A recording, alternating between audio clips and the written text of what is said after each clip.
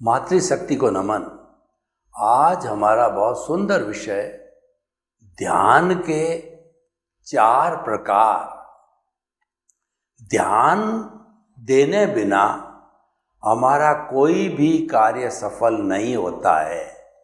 अगर गृहिणी भोजन बना रही है और उसका ध्यान चूल्हे गैस की तरफ नहीं है तो वो अपनी साड़ी जला बैठेगी या रोटी को जला देगा या सब्जी को जला देगी, क्योंकि उसका ध्यान उस तरफ नहीं है।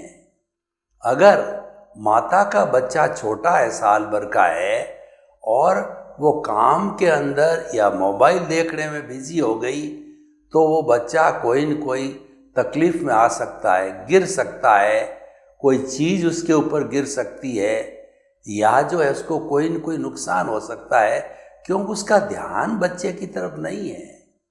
और देखिए, हॉस्पिटल के अंदर कोई भी मरीज के जो है वो मरीज का ऑपरेशन करना है और डॉक्टर का ध्यान बाकायदा ऑपरेशन के ऊपर अच्छी तरह से नहीं टिका हुआ है और शिथिलता कर देता है, तो क्या होगा मैं मेरे मुंह से नहीं कह सकता।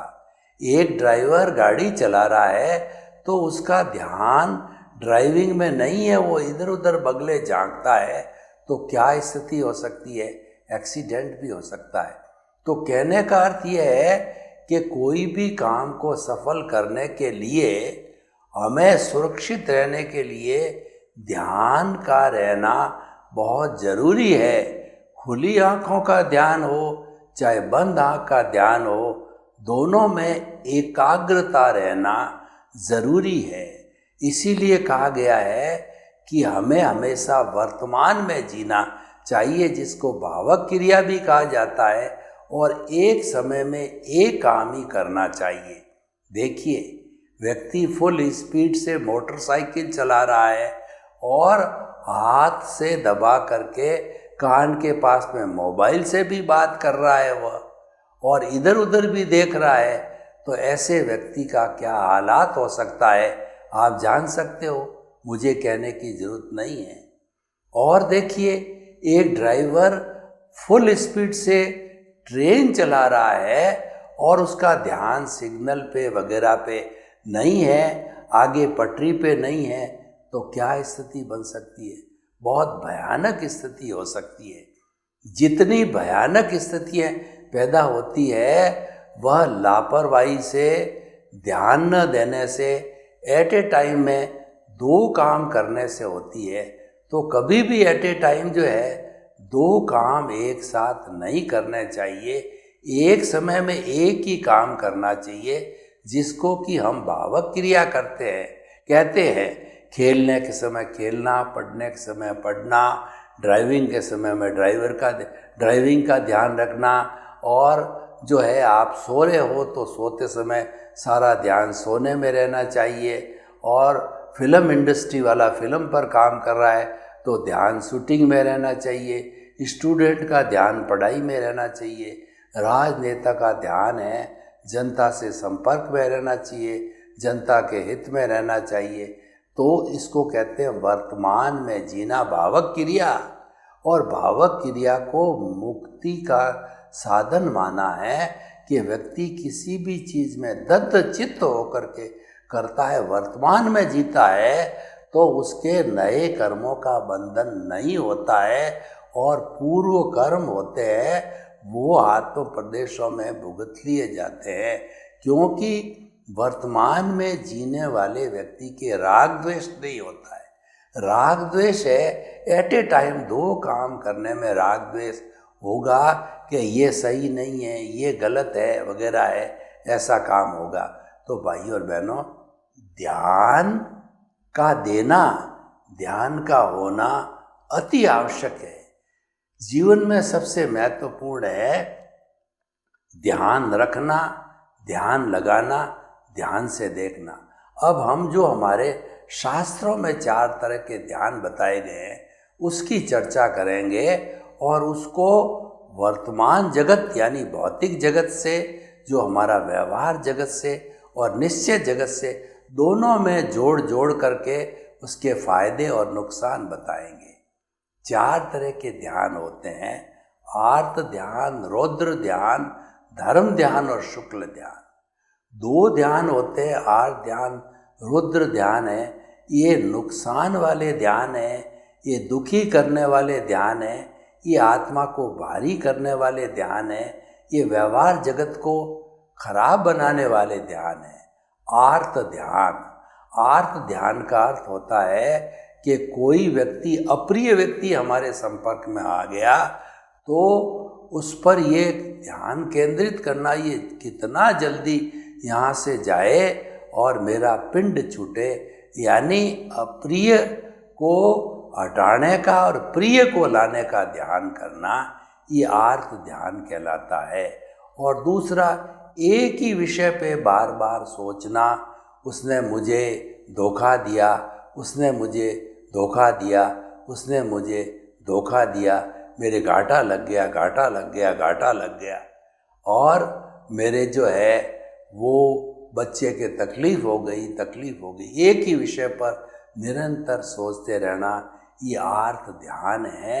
और दूसरा जो है, प्रिय की इच्छा रखना, अप्रिय को छोड़ने की इच्छा रखना, ये भी आर्त ध्यान है।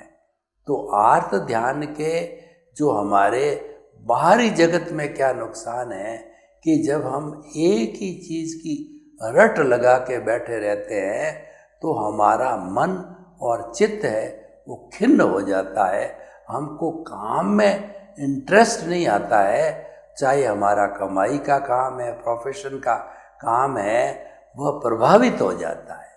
जिस एफिशिएंसी से हम नॉर्मल रूप में काम करते थे, वो आर्त ध्यान आने के बाद में नॉर्मलिटी, नॉर्मेलसी समाप्त हो जाती है। ये सबसे बड़ा नुकसान है। और दूसरा क्या है, ये खिन्नता पैदा करता है, दुख पैदा करता है। और भीतरी जगत की बात करें तो आर्त ध्यान से कर्मों का बंधन होता है, यानी हमारा कार्बन शरीर जिसको हम घटाने की बात कर रहे थे वो तो बढ़ने लग गया। 24G 26G बनने गए और 2G बन के रह गए। 24G मतलब हम इंसान हैं, 26G बनने का मतलब हमारे कर्म शरीर ज्ञान को घटाना, तो ये हो नहीं पाया। 2G का मतलब ये हो गया कि वो ज्ञान और बढ़ गया। तो इस तरीके से अध्यात्म जगत के अंदर आर्त ध्यान से नुकसान है, व्यवहार जगत के अंदर आर्त ध्यान से नुकसान है।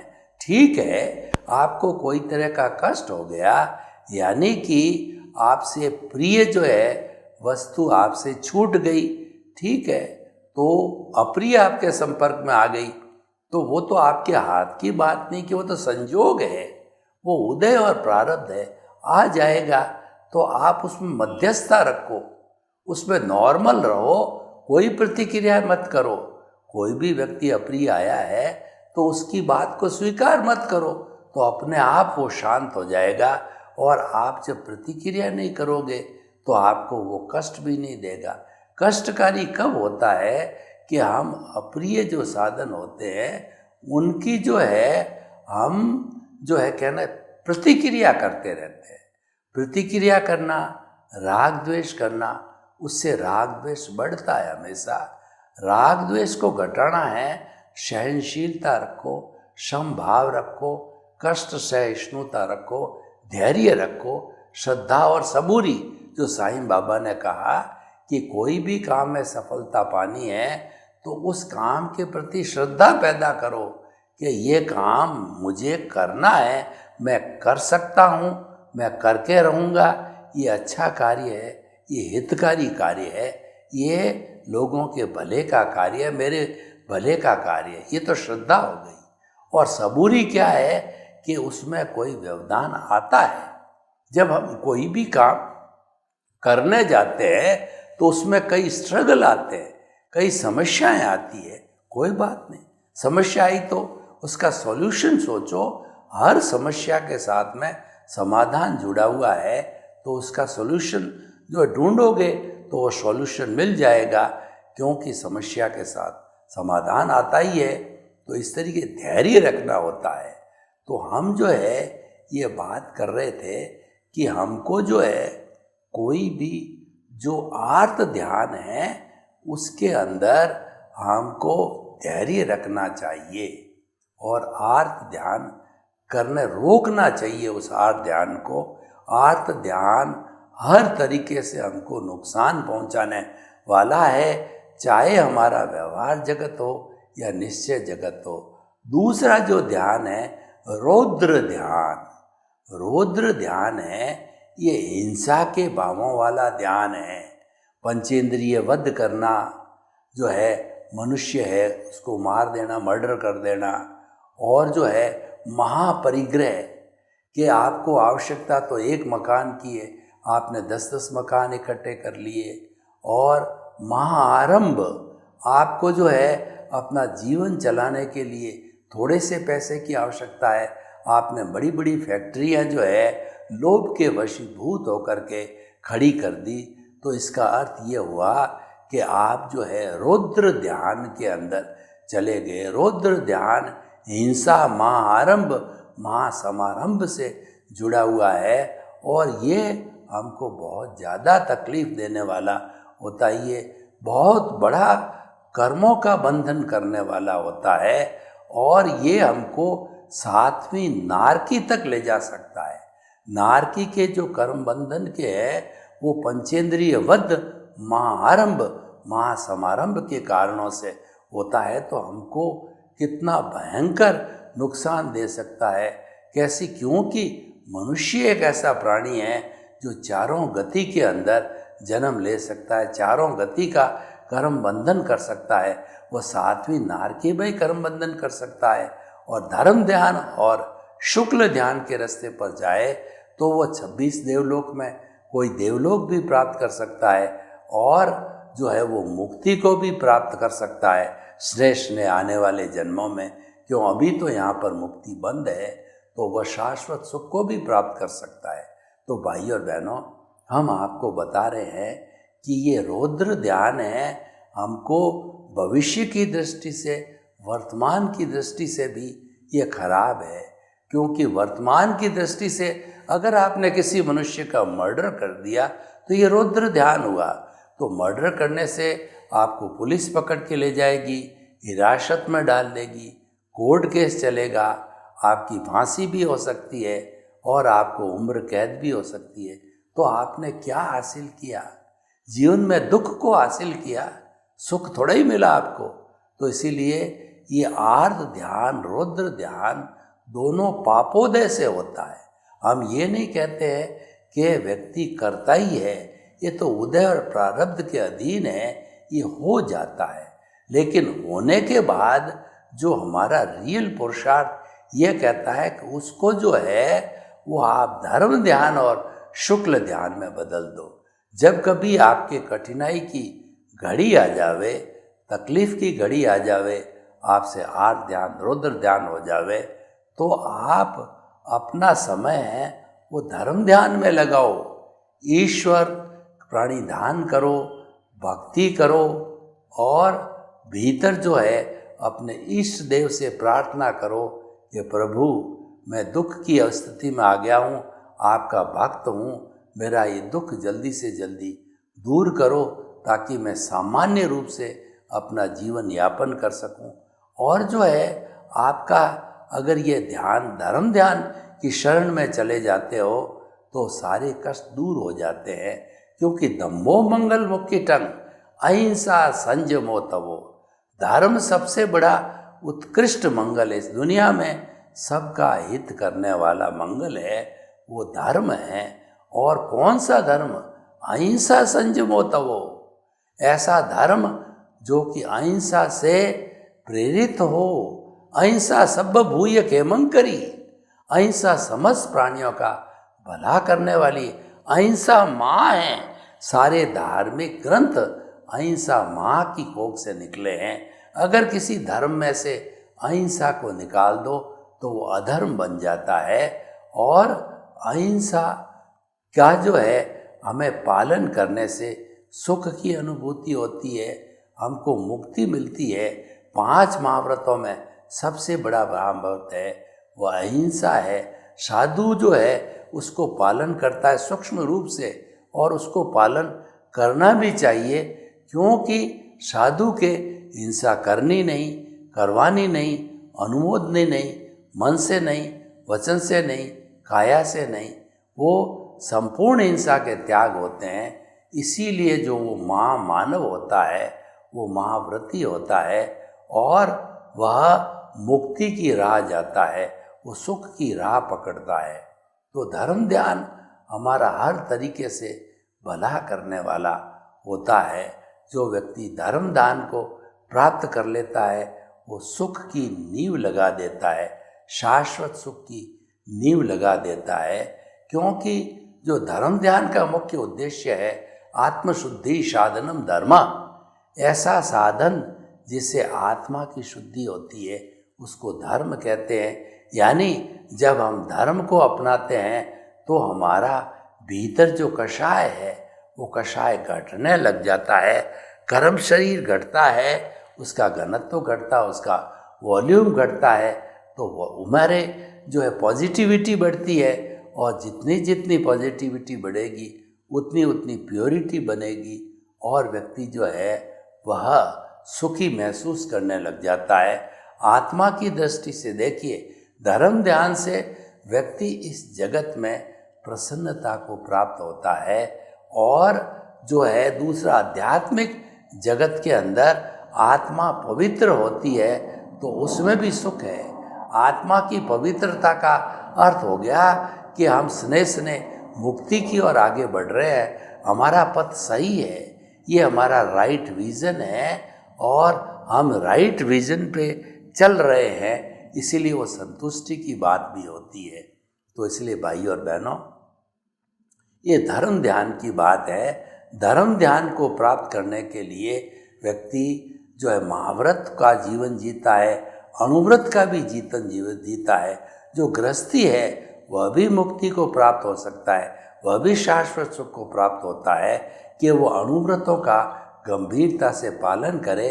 वो महाव्रत पालन नहीं कर सकता तो अनुव्रत का जो है उनको जो है वो उसमें कुछ रिलैक्सेशन दी गई है, छूट दी गई है कि स्थूल जो है हिंसा आप अलाउड है। और हिंसा 3 तरह की होती है। एक हिंसा होती है आरंभजा हिंसा, यानी जो घर गृहस्थी के लिए कमाई के साधन करना, खेती बाड़ी और जो व्यापार है, नौकरी है और कोई भी कार्य हम आरंभ का करेंगे तो हमारे कर्मों का बंधन होता ही, हिंसा होती है। लेकिन वो हिंसा एक गृहस्थी के लिए अनिवार्य होती है तो उससे ज़्यादा कर्मों का बंधन नहीं होती, वो आरंभजा हिंसा होती है। और एक विरोधजा हिंसा होती है कि हमारे पे किसी ने हमला कर दिया, लाठी मार दी तो हमको भी प्रतिकार करना पड़ेगा। किसी देश ने, राज्य ने या किसी आतंकवादी ने हमला किया तो प्रतिरक्षा में हमें उसका जवाब देना पड़ेगा। तो ये विरोधजा हिंसा भी अनुवृत्ति को अलाउड है। लेकिन तीसरी हिंसा है संकल्प जा, यानी मच्छर उड़ रहा है, आपने दोनों हाथों में उसको पकड़ के पीट दिया।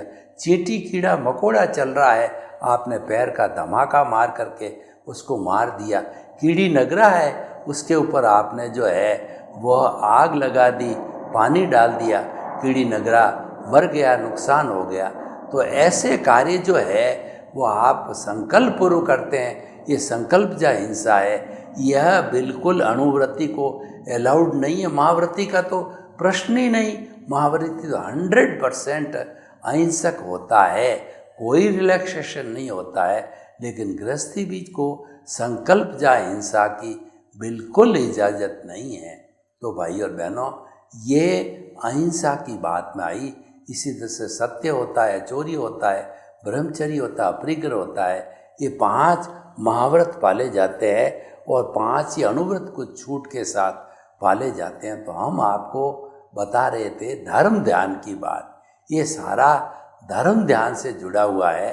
धर्म ध्यान से प्रेरित होकर के कोई भी व्यक्ति साधु जीवन स्वीकार कर सकता है और गृहस्थी जीवन जो है वो 12 व्रतों को स्वीकार कर सकता है, अनुव्रतों को स्वीकार करते हैं। दोनों रास्ते अपनी अपनी मर्यादा में अच्छे हैं और दोनों रास्तों की जो अंतिम मंजिल है वो मुक्ति की मंजिल होती है, वो जो है इस सांसारिक कार्यों से छूटने की मंजिल होती है, और वह जो शाश्वत सुख प्राप्त करने की मंजिल होती है। मैं जो है उन सूत्रों की बात करता हूँ जो कि हमारे जो है कि इनके 4 प्रकार के ध्यान के क्रम के अंदर आते हैं। तो वो सूत्र कौन कौन से हैं? वो सूत्र है कि हम जब कभी भी कोई भी चिंतन करें तो किसी के प्रति मन में बुरे भाव नहीं आने चाहिए, और मन में किसी के प्रति जो है रोष की भावना या उसको जो है निमित्त मानने की, उसको कर्ता मानने की, निमित्त निर्दोष अकर्ता और शुद्ध आत्मा स्वरूप ही हरे को समझना चाहिए। तो जो आज का हमारा विषय ये है कि जो है हम 4 प्रकार के ध्यान, जो शुक्ल ध्यान है वो हमारा अंतिम ध्यान है, वो समाधि का ध्यान है, और उसके अंदर जब हम लीन हो जाते हैं तो सबसे पहले हमारी आत्मा जो है शुक्ल ध्यान की अवस्था में जाने वाला पहले जो है वो 8वां गुण स्थान तक आएगा। 8वें गुण स्थान का अर्थ ये हुआ कि वो जो है क्षपक श्रेणी ले जाता आता है, उपसम श्रेणी को छोड़ देता है, उपसम श्रेणी वाला 11वें गुण स्थान में जाता है, और वहाँ पर जो है आपको हम सांप और सीढ़ी का खेल की बात बताते हैं कि इतनी उच्च अवस्था में भी पहुँच करके उसको सांप काट जाता है। यानी कि उसका जो मोह है वह एक चिंगारी के रूप में पड़ा हुआ था, और जब हवा चली और वो चिंगारी भभकी तो भभक करके उसने पूरा दावानल बना दिया, उसने सभी वस्तुओं को लीन लिया। तो इसीलिए जो है वह सारा जो है वह शुक्ल ध्यान की अवस्था को हमें लाना चाहिए। शुक्ल ध्यान की अवस्था को प्राप्त करने के लिए हमें गहरा मेडिटेशन करना पड़ेगा, अभ्यास करना पड़ेगा। और देखिए, जहाँ तक हम इन चारों ध्यान में 2 धर्म ध्यान को करने की बात सोचते हैं, तो हमेशा ध्यान रखें कि जब ध्यान किया जाता है तो उसके अंदर जो है साथ साथ में हमको निमित्त की भी आवश्यकता होती है। तो जिस स्थान के ऊपर ध्यान किया जाता है वो ध्यान हमें बहुत एकाग्रता पूर्वक करना चाहिए। एकाग्रता पूर्वक जब हम ध्यान करेंगे तो हमें धीरे धीरे जैसा जिस रूप का हमने ध्यान किया है, शुक्ल ध्यान है या जो हमारा जो है तीसरा ध्यान है, तो दोनों में जैसा जैसे स्थिति है, जैसा जैसा हमारे कर्म का बंधन हुआ है, उसी रूप में जो है कर्म जो है हमें फल देगा और हम वैसा करने लग जाएंगे। तो भाइयों और बहनों, हम आपको बताना चाहते हैं कि जो ध्यान के जो 4 प्रकार है वो प्रकार हमारे इस जगत को भी प्रभावित करते हैं, और जो हमारा निश्चय जगत है उसको भी प्रभावित करते हैं। तो ये जो है ये धर्म ध्यान और शुक्ल ध्यान हमारे जीवन के अभिन्न अंग बन जाने चाहिए, जिससे कर्मों का ज़्यादा से ज़्यादा खपत हो। और दूसरा, उनकी एप्लीकेशन को जो है मैं अगर लोगों तक पहुंचाना चाहता हूं, तो हमारा धर्म ध्यान है वह हर एक एक्सेप्ट करेगा, और वो धर्म ध्यान हमारा शाश्वत सुख को लीजिए। तो शाश्वत सुख है वो कुदरत की बात करता है, कुदरत से स्तर कुदरत के कानून की बात करता है। तो हम भी आपको बताना चाहते हैं कि जो व्यक्ति धर्म ध्यान को अपना लेते हैं वो कुदरत को अपना लेते हैं, और कुदरत अपने आप में जो है एक बहुत अच्छा कार्य करती है, संजोग का कार्य करती है। कुदरत का मुख्य काम है कि जिस जीव का जैसा उपादान होता है उसी उपादान के अनुरूप जो है वो अलग अलग साधन जुटाती है, और वह उस उपादान के अनुरूप रिजल्ट को भी प्राप्त करता है। तो भाई और बहनों, हम आपको बताना चाहते हैं कि 4 तरह के ध्यान हैं, ये जीवन के अंदर बराबर उपयोग के अंदर लिए जाने चाहिए, और हम धर्म ध्यान को जीवन का अभिन्न बनावें, एक जीवन का लक्ष्य बनावें कि हम 24 घंटे में से इतने घंटे ज्ञान करेंगे। और जो ज्ञान का ध्यान किया जाता है वह वास्तव के अंदर हमारे कर्मों को बहुत खपाने का स्थान बन जाता है। कॉजल बॉडी तो कम होती है, गिरती है, साथ साथ के अंदर हमारा जो इन 4 धर्म के माध्यम से भौतिक जीवन है या आध्यात्मिक जीवन है उसमें कितना परिवर्तन आता है। तो इसीलिए हम इन चारों तरफ से ध्यान में से धर्म ध्यान और शुक्ल ध्यान को जीवन का अंग बनावें। सर्वे भवन्तु सुखिनः, सर्वे सन्तु निरामया। लोक के सब जीवों को सुख मिले, शांति मिले, आनंद मिले, प्रेम मिले, सौहार्द मिले और सभी भाईचारा के साथ जीवन यापन करते हुए स्वर्ग को धरती पर उतार लाएं।